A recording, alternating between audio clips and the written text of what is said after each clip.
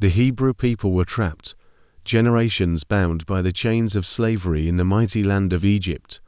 In this world of pyramids and power, God chose a man named Moses to deliver a simple, yet earth-shattering message to the most powerful ruler on earth. He stood before Pharaoh and said, "Let my people go." But Pharaoh, a king who saw himself as a god, had a heart as hard as the stones of his palaces. He refused to listen. And so, the stage was set for a divine confrontation, a series of 10 dramatic signs that would shake the Egyptian empire to its very core. The first plague struck the lifeblood of Egypt, the great Nile River. Before their very eyes, its waters turned to blood. The fish died, a foul stench rose from the banks, and the people had nothing clean to drink. Pharaoh's magicians replicated the sign, and his heart remained unchanged. Then came the frogs. They swarmed from the river, a hopping, croaking tide that invaded every part of Egyptian life, their homes, their ovens, even their beds. Pharaoh begged Moses for relief, promising to free the Hebrews. But as soon as the frogs vanished, his promise was forgotten. Next, dust turned to gnats, a buzzing torment for man and beast, followed by thick swarms of flies that filled the homes of the Egyptians, but mysteriously avoided the lands where the Hebrews lived. Each time, Pharaoh's resolve would soften, only to harden again once the plague was lifted. The plagues began to escalate, growing more severe, more personal. The 5th plague targeted Egypt's wealth and livelihood, its livestock. A deadly pestilence swept through the fields, and the Egyptians' horses, donkeys, camels, cattle, and sheep collapsed and died. Yet, the livestock of the Hebrews remained untouched. Still, Pharaoh's heart was stubborn. Then, a painful affliction struck the people themselves.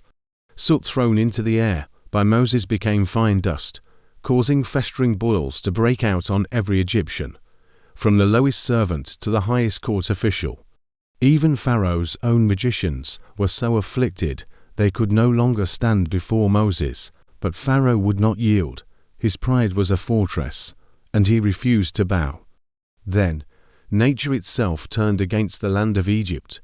Moses stretched his hand toward the sky, and a storm of terrifying proportions descended. Thunder cracked, lightning tore through the sky, and hailstones, mingled with fire, rained down with furious intensity. It shattered trees and destroyed what was left of the fields, killing any person or animal left unsheltered. Only in Goshen, where the Israelites lived, was there no hail. Desperate, Pharaoh confessed his sin and promised freedom. But once the storm ceased, his heart hardened once more. So God sent the next plague, locusts. They came in a swarm so thick, they blotted out the sun, a living, moving cloud that descended upon Egypt and devoured every green thing the hail had left behind. The land was stripped bare, a desolate ruin, and still, Pharaoh refused.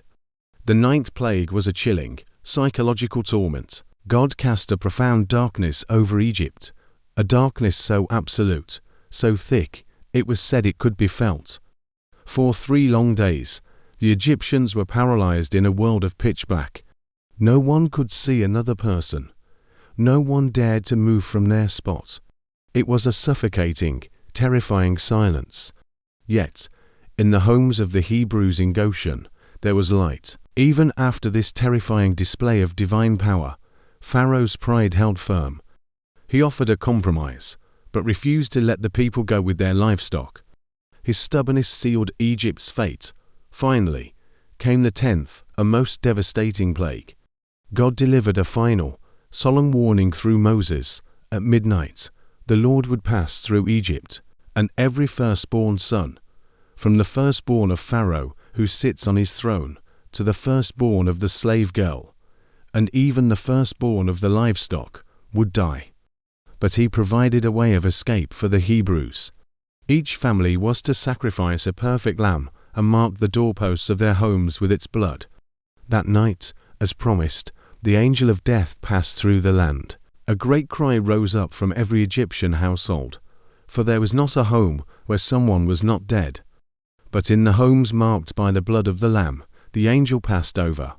This event would be commemorated forever as the first Passover. The weight of the tragedy was too much to bear. Overcome by grief, his own son lost, Pharaoh summoned Moses and Aaron in the dead of night. His pride was finally shattered. "Go," he commanded, "leave my people.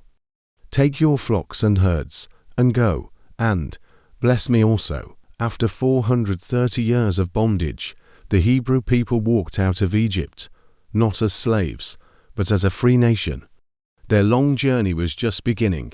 The 10 plagues stand as a powerful testament to God's power to deliver the oppressed and humble the proud. It's a story that shows how stubbornness can lead to ruin, while faith and obedience pave the way to freedom. A story that began with a simple command and ended with an entire nation set free, marching toward a promised future. Thank you for watching. If this story moved you, don't forget to like, share, and subscribe for more content like this.